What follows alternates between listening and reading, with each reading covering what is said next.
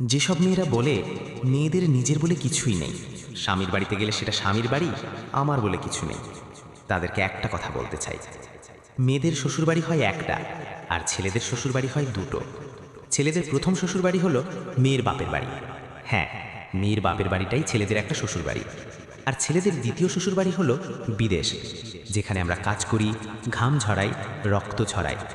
আপনারা ভুল করলে আপনার স্বামী হয়তো শাসন করে, কিছু কথা বলে, রাগ করে, কিন্তু বিদেশে বিদেশে সামান্য একটা ভুল হলেই শুধু শাসন না, গালাগালি, অপমান, বকাবকি, আরও কত কিছু সহ্য করতে হয়।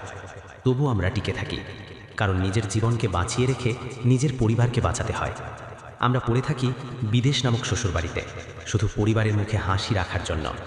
তাই একটা কথাই বলি, ছেলেদেরকে শুধু টাকার মেশিন ভাববেন না, কারণ টাকার পেছনে থাকে অসংখ্য কষ্ট, অসংখ্য রাতের ঘুমহীনতা, আর বুকের ভেতর জমে থাকা নীরব কান্না।